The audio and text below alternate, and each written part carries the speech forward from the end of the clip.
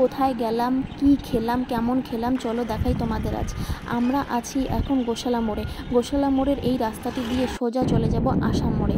আসাম মোড়ে পৌঁছানোর পর আসাম মোড় থেকে ডান দিকে যে রাস্তাটি যায়, মাঝখানেটা নয়, একদম কিনারেটা, যেটা দিয়ে খ্রিস্টানদের চার্চে যাওয়া যায়, মহিদনগর স্কুল যাওয়া যায়, গড়িয়াহাট যাওয়া যায়, সেই রাস্তাটি দিয়ে আমরা সোজা চলে যাব গড়িয়াহাটে। গড়িয়াহাটে পৌঁছানোর পর গড়িয়াহাটের ভেতরে যে কোনো রাস্তা দিয়ে যাওয়া যায় সেই রেস্টুরেন্টটিতে, কিন্তু আমরা যাব সবার শেষে রাস্তাটি দিয়ে। প্রথমেই বলি, এটা কোনো ফুড ব্লগ নয়। এটা বানানোর উদ্দেশ্য হলো, এই রেস্টুরেন্টে এর আগেও আমি দুবার এসেছি। এই রেস্টুরেন্টটি জলপাইগুড়ির মধ্যেই, আর আমিও জলপাইগুড়ির মধ্যেই থাকি। এখন অনেকে বলবে যে জলপাইগুড়ির মধ্যে তো অনেক রেস্টুরেন্ট আছে, সবগুলোতে গিয়ে কেন ভিডিও বানানো হয় না? তাদের উদ্দেশ্যে আমি বলি, জলপাইগুড়িতে অনেক রেস্টুরেন্ট থাকলেও সেই রেস্টুরেন্টগুলিকে কম বেশি সবাই চেনে, সবাই গিয়েছে, কিন্তু এই রেস্টুরেন্টটিতে আসার রাস্তা হয়তো অনেকেই চেনে না বা জানে না এই রেস্টুরেন্টটিতে দেখতে কেমন, এই রেস্টুরেন্টের খাবার কেমন, এই রেস্টুরেন্টটিতে কিভাবে যেতে হয়। তাই আমি এই ভিডিওটি বানালাম যে আমার ভিডিওর মাধ্যমে সবাই যেন দেখতে পায় যে এই রেস্টুরেন্টটিতে যাওয়ার রাস্তা কী আর রেস্টুরেন্টটি দেখতে কেমন। এই রেস্টুরেন্টটিতে যাওয়ার সময় পড়বে একটি ভাঙা ব্রিজ। ভাঙা ব্রিজ পার করতেই দেখা যাবে গ্রিন ভিউ রেস্টুরেন্টের বোর্ড।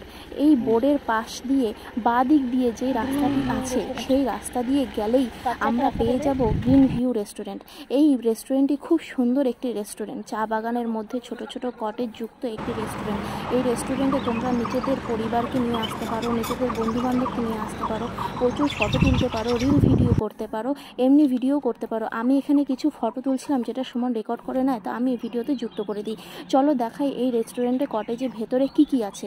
এই রেস্টুরেন্টে কটেজের ভেতরে তেমন স্পেশালিটি কিছুই নেই, আছে একটি ছোট টেবিল আর 4টা চেয়ার আর সঙ্গে মেনু কার্ড। এই রেস্টুরেন্টে ভেতরে ঢুকতেই দেখা গেল জানালার মতন কিছু একটা করা আছে, সেটা তাও আবার জাল দিয়ে আটকানো। গিয়ে বসে পড়লাম মেনু কার্ড নিয়ে। আমি বন্ধুবান্ধবের সাথে যেখানেই যাই না কারণ সবাই আমাকে মেনু কার্ড ধরিয়ে দেয় নিজের পছন্দের মতন অর্ডার করার জন্য। আমি অর্ডার করে ফেললাম বিরিয়ানি, চিলি চিকেন, বাটার নান। এখানে আরেকটা চিলি চিকেন আসার বাকি, এখনও আসেনি, এসে পড়বে এখনই। তার মধ্যে খাওয়া শুরু করে দিলাম। সত্যি খাওয়ার কোয়ালিটি খুব ভালো, খাওয়ার টেস্টও খুব ভালো। আমি 100-এর মধ্যে 100 দিলাম। এখানে যে শুধু ফ্যামিলি নিয়ে এসে খেয়ে দিয়ে চলে যাবে বা বন্ধুবান্ধব নিয়ে এসে খেয়ে দিয়ে চলে যাবে তা নয়, এখানে প্রচুর ফটোও তুলতে পারবে, প্রচুর ভিডিও করতে পারবে, রিল ভিডিও শ্যুট করতে পারবে। এমনকি কেউ যদি নিজের বার্থডে সেলিব্রেট করতে চাও তাও করতে পারো। বার্থডে সেলিব্রেট করার জন্য এখানে যদি নিজে বেলুন দিয়ে বা রিবন দিয়ে সাজাতে চাও কটেজগুলোকে, তাও পারবে।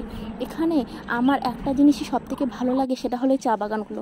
কারণ এই চা বাগানে এসে আমি প্রচুর ফটো তুলতে পারি, প্রচুর ভিডিও করতে পারি। আমি যেখানেই যাই না কেন প্রচুর ফটো তুলি, প্রচুর ভিডিও করি, সেটা সবাই জানে। এখন চলে আসলো যাওয়ার সময়, টাটা, পরের ব্লগে আবার দেখা হবে।